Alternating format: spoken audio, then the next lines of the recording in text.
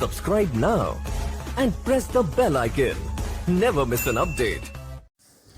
मंत्री और आमदार आशीष शेलान ने वर्सोवा विधानसभा वार्ड नंबर 63 के युवा उम्मीदवार रुपेश सावरकर को जिताने की अपील जनता से की और बीजेपी द्वारा किए गए काम के बारे में बताया। देखिए हमारी रिपोर्ट। सभी को नमस्कार और बहुत देरी से आया इसके लिए भी माफी। लेकिन वैसे चुनाव भी मुंबई कॉरपोरेशन के बहुत देरी से हुए हैं। 2017 में लास्ट चुनाव हुए जब रजनीताई हमारी कॉरपोरेटर बनी और कानूनन तरीके से तो 5 साल बाद 2022-23 में चुनाव होने थे। आज 2026 है, 2.5 साल वैसे ही हम डिले चल रही है। लेकिन मेरी बात आपको जो कहना वो ये है, लीगली और टेक्निकली 2.5 साल बीएमसी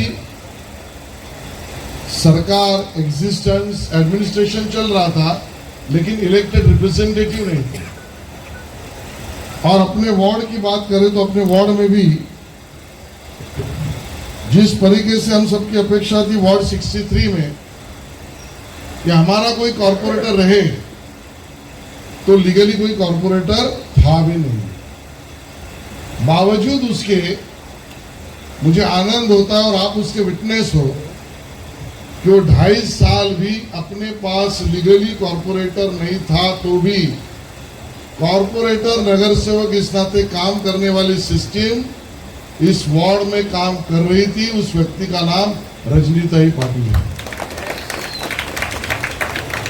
भारतीताई के साथ उन्होंने काम लगातार किया और वही हमारा कमिटमेंट है। मैं छू के छाप के नहीं, लेकिन स्ट्रेट बात करूंगा। मैं आपका वोट मांगने आया हूं और आप यहां तक आए, इसका मतलब देना सोचकर ही आए।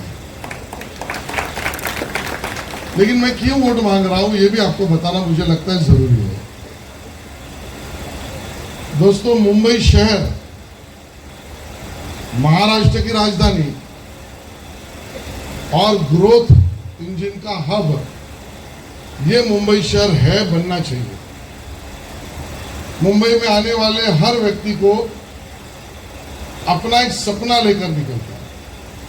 कई लोग तो उसको सपनों की नगरी भी कहते हैं जी।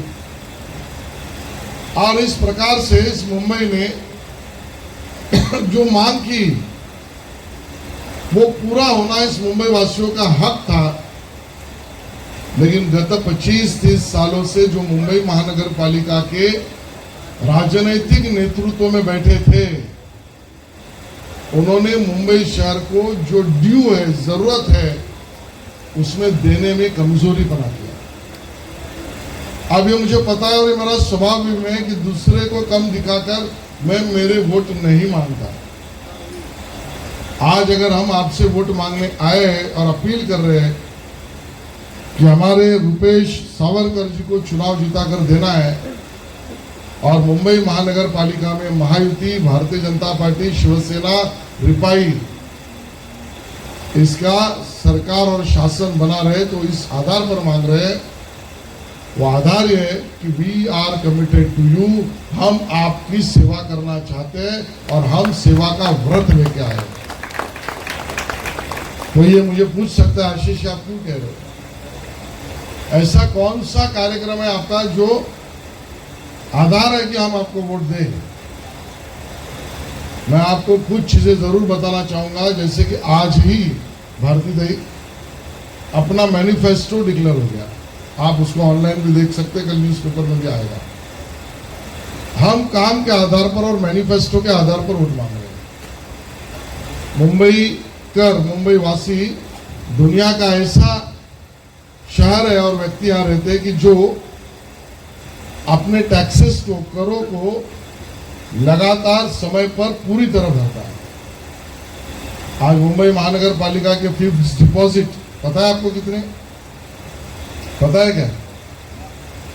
80,000 करोड़ के हैं। 80,000 crore, we can't calculate the zeros. That much is a fixed deposit, and the reason is nobody else. It is you Mumbaikar, You have paid the taxes on the time, whether you agree or you don't agree. You have paid the taxes, and that's why there is a huge amount, which is a saving of a Mumbai corporation. What we demand, what we expect as a Mumbaikar is that we want a seamless governance. We want a transparency. We want honesty. And we want a corruption-free corporation. Am I right? Now my answer why I'm asking a vote from you is this. That please check any other political party while releasing their manifesto has ever touched this point.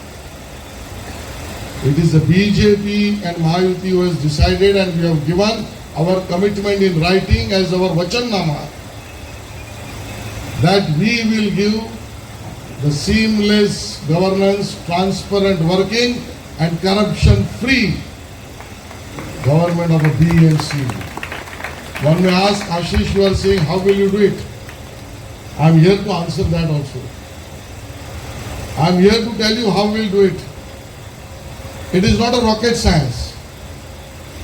It is an experiment based on the technology which has been also implemented in some part of the world.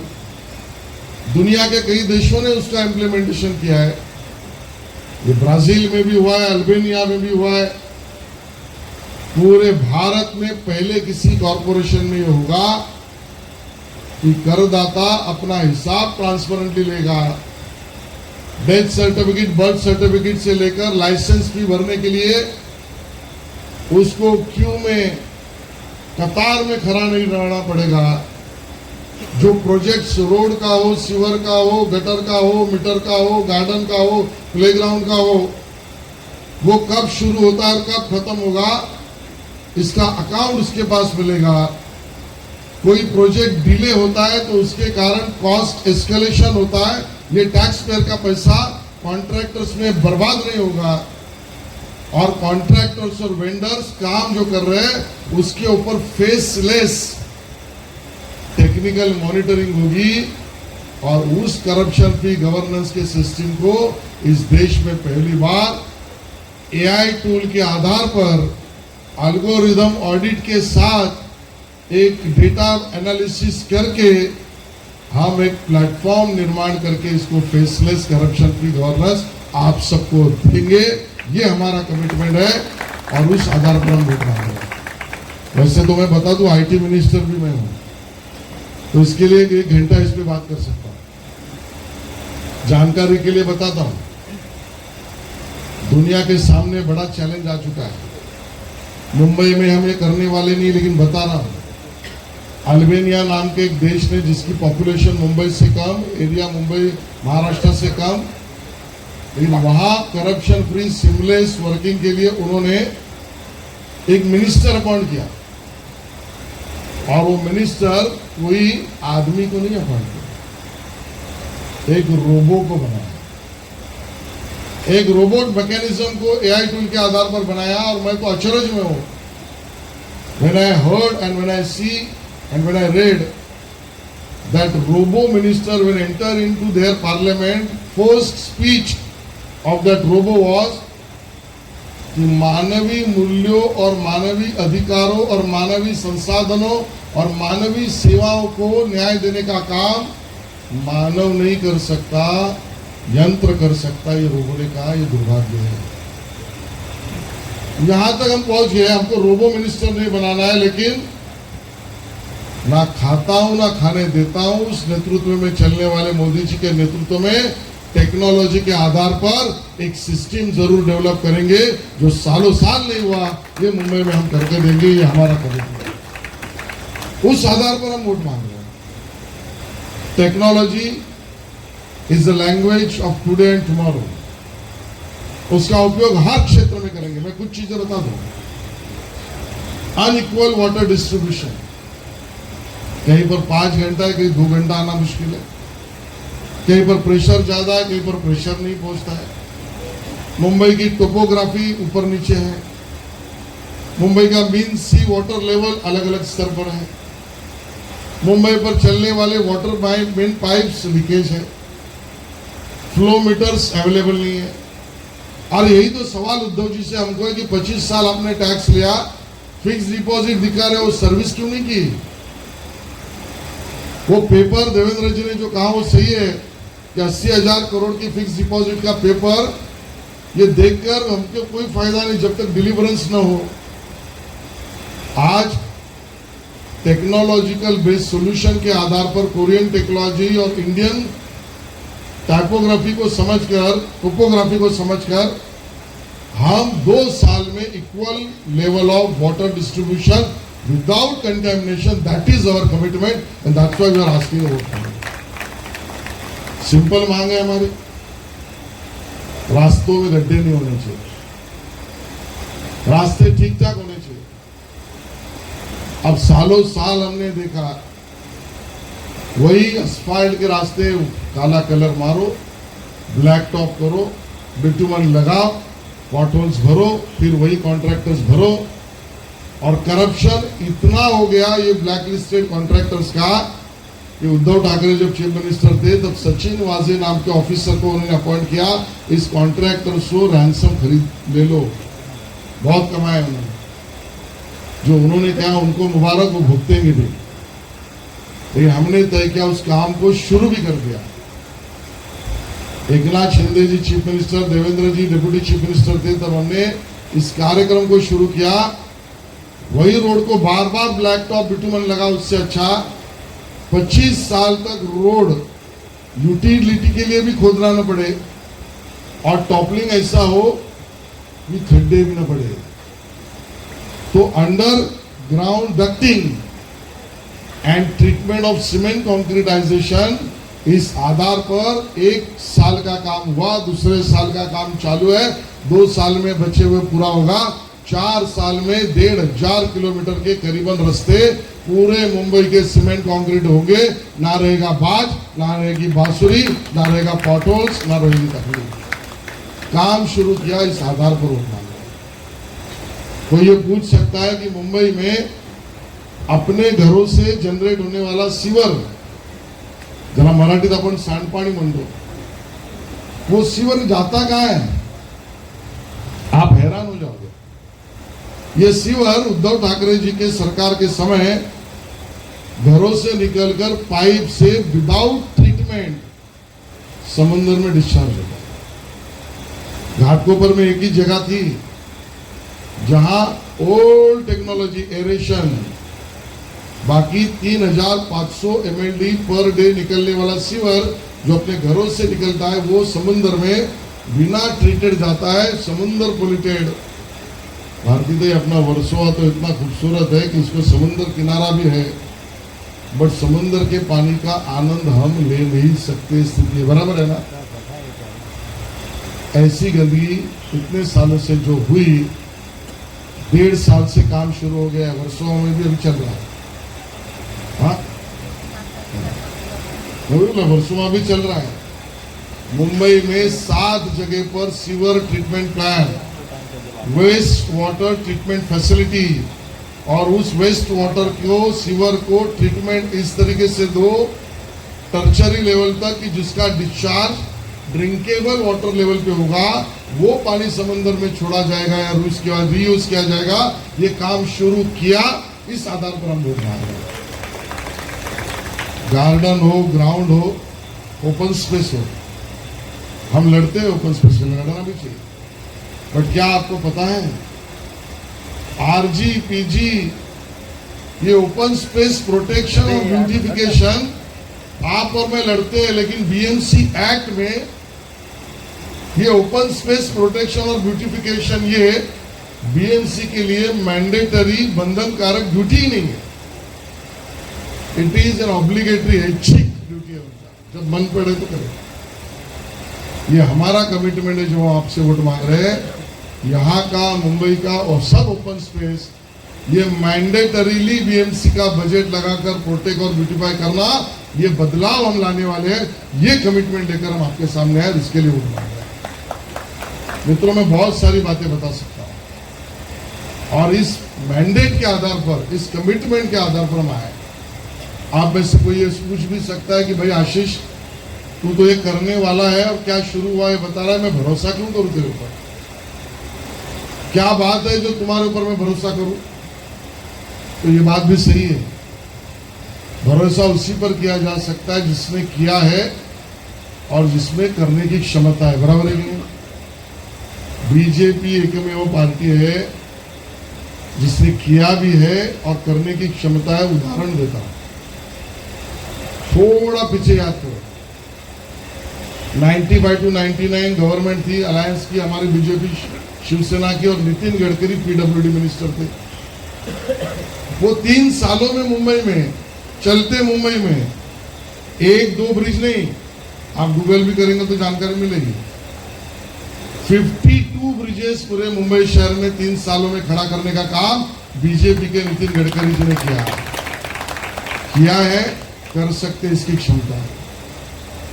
19th century में 1990 मुंबई की पहचान smuggler, criminals, underworld और gang war से unfortunately थी।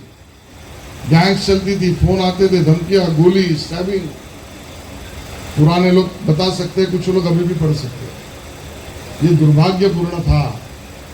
मुंबई के gang war को खत्म करके सुरक्षित मुंबई करने के लिए पहला काम किसी ने किया तो then home minister Gopinath Munde 95 to 99 gang war खत्म किया है। कर सकते इसके लिए आपसे मुंबई का सबर्बन रेलवे 2014 में मोदी जी ने कमिटमेंट दिया, हम मुंबई वासियों को सेवा देंगे। थोड़ा याद करें, 2014 के पहले रेलवे के डब्बे क्रॉस वेंटिलेशन और खड़े होने के लिए कितने तकलीफदायक थे।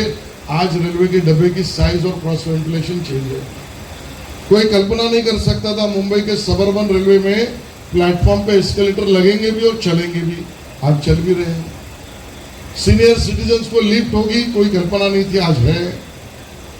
प्लेटफॉर्म की नीचे से हाइट और डब्बे की निचली हाइट, इसमें गैप हुआ करता था, लोग उसमें पड़ के गिर के एक्सीडेंट होता था। आज वो गैप बंद हो चुकी है। इतना काम किया, एक्सीडेंट नहीं। AC to DC कन्वर्जन है। हमारे दिव्यांग मित्रों के लिए अनाउंसमेंट सिस्टम है। रेलवे के लिए मूलभूत काम ये मोदी जी के सरकार ने मुंबई वासियों के लिए किया है। 2 घंटे सुबह के, 2.5 घंटे शाम के 60 लाख लोग सबर्बन रेलवे से चलते हैं और जान जोखिम में डालते हैं। उनको अल्टरनेटिव कम्यूटर ट्रांसपोर्ट प्लान देना चाहिए। भाषण नहीं दिया। देवेंद्र फडणवीस जी की सरकार ने मुंबई में 6 सालों में 1 नहीं 2 नहीं 9 मेट्रो के रूट का काम शुरू किया। अंडरग्राउंड एक्वा भी शुरू हो गई। आप में से कितने लोग एक्वा मेट्रो से गए, जरा हाथ ऊपर करिए। अब इन लोगों को पूछिए कि इन्होंने अगर वीडियो डाला होगा स्टेशन का और रेलवे डब्बे मेट्रो के अंदर का, 4-5 लोगों ने तो पूछा ही होगा कि सिंगापुर में हो कि मुंबई में हो। ये कमिटमेंट लेकर हमने काम किया, इसके लिए किया है, कर रहे, वोट मांग रहे हैं और क्या करने वाले ये भी बता रहे हैं। ये मौका आपके हाथ में है। मुंबई का माहौल क्लियर है। मुझे 63 वार्ड में रुपेश कॉर्पोरेटर चाहिए, ये आपके हाथ में है। और ये जब मैं कहता हूं कि रुपेश मुझे कॉर्पोरेटर चाहिए, तो इसके लिए एक ऐसा नौजवान साथी है जिसको मैं 30 साल से जानता हूं। एक ऐसा युवा साथी है जो नम्र भी है और आपके अधिकारियों के लिए अधिकारियों से भिड़ने वाला भी है। वो कानून को भी जानता है और कानून तोड़ने वाले को सबक सिखाने की हिम्मत भी रखता है। वो नेशन फर्स्ट इस आधार पर चलता है, लेकिन लोकल इश्यूज के लिए पसीना बहाना उसका कमिटमेंट है। और आज मैं आपको कह दूं, वार्ड 63 में जितने भी कैंडिडेट हैं उसमें सबसे नेक, honest, upright, accessible, approachable, humble and responsive कोई कैंडिडेट है तो रुपेश सावरकर है। अब आप बोलोगे रुपेश इतना काम करेगा, उसको किसी की सहायता है क्या? तो हमारी रजनी ताई की सहायता है। रंजना ताई की है, सॉरी, और रजनी के नहीं मेरे दिमाग में आती है, रंजना पाटिल के बजाय। तो रंजना ताई की है कि रंजना ताई को भी मैं 10 साल से काम करते हुए देखा है। मेरे से तो बेचारा उसका ऐसा रिलेशन है कि मैं उसको कहता हूँ जब भी आए तो डब्बा लेके आइए क्या, कुछ घर से बनाकर। ये इस प्रकार से भावुक स्नेही लेकिन काम के लिए कॉरपोरेशन में मैं मुंबई का अध्यक्ष रहा हूं, मैंने देखा है 5 साल कम बोलकर ज्यादा काम करना ये हमारी ताई की पहचान है। अब ये संगम हो चुका है, मोहर आपकी लगानी है। अब उस मोहर को एक फोर्स भी चाहिए, जो फोर्स पावरफुल हो, जो फोर्स पॉजिटिव भी हो, जो फोर्स जवाबदेही भी हो और जो फोर्स आपका सोचने वाला हो। उस फोर्स का नाम है भारती ताई लवेकर। मैं हैरान हूं, मैं भी एमएलए हूं, लेकिन मैं हैरान हूं भारती ताई से कि जो मैं नहीं कर सका वो आप करके कर दिखाया। मैं मिनिस्टर बन गया लेकिन मेरे को आज तक नहीं, थोड़ा थोड़ा जम रहा है, भारती ताई से सीख रहा हूं। अच्छा ग्राउंड उन्होंने बनाया, अच्छी स्पोर्ट्स फैसिलिटी उन्होंने बनाई। यहाँ पर हमारे महिलाओं को डाउन ट्रोडन एरिया में एक मिशन मोड पर उनको पैड्स और बाकी सभी व्यवस्थाओं का मिशन चलाना भारती ताई ने किया। विधानसभा में मैंने उनको 10 साल देखा है, वर्सोवा वासियों के लिए पूरा अभ्यास करके well studied and articulation to the core वो करने वाली एमएलए भारती ताई थी। अब भारती ताई ने भी फोर्स लगा दिया है और इसके लिए ये मौका आपके लिए बार बार ना आएगा। जब मोदी जी की सरकार सेंटर में है मुंबई वासियों को न्याय देने के लिए, देवेंद्र फडणवीस जी की सरकार एकनाथ जी के साथ डिलीवरेंस पे सही उतर कर आई है और अपने वार्ड में ऐसा युवा ऑनेस्ट आदमी मिला है जिसको ताई और भारती ताई दोनों का सपोर्ट है। ऐसा मौका बार बार नहीं मिलेगा और इसके लिए सामने जितने खड़े हैं वो कोई टक्कर में नहीं है। जीत तो पक्की है लेकिन लीड और मार्जिन आपसे मैं मांग रहा हूं, आपसे आशीर्वाद इसके लिए मांग रहा हूं। और आजकल कल्चरल मिनिस्ट्री भी मेरे पास है, तो फिल्म सिटी भी मेरे अंडर आती है डिपार्टमेंट के अंदर, तो फिल्मी लोग मुझे बहुत मिलते हैं। तो आपका चेहरा देखकर, क्योंकि मैं चेहरा पढ़ता हूँ, पेशावर में वकील हूँ, तो विटनेस का चेहरा पहले पढ़ता हूँ, तो आपका चेहरा और रुपेश के बारे में जानकारी, ये 2 आधार पर एक फिल्म और 2 आधारों पर मैं एक फिल्म का डायलॉग मुझे याद आ रहा है, बोलूं? सुनोगे? वो डायलॉग आपको भी मालूम है, रुपेश को हराना मुश्किल ही नहीं नामुमकिन है। और ऐसा उम्मीदवार आपको मिला है। 16 तारीख को जब आप मुझे इस क्लब में बुलाओगे तब रुपेश आपको लड्डू खिलाएगा, लेकिन मैं आपसे लड्डू खाने के लिए आऊंगा। इतना आपसे कमिटमेंट चाहता हूं और जो बोला उस पर डिलीवरी देने का प्रॉमिस भी करता हूं। बहुत बहुत धन्यवाद। जय हिंद, जय महाराष्ट्र।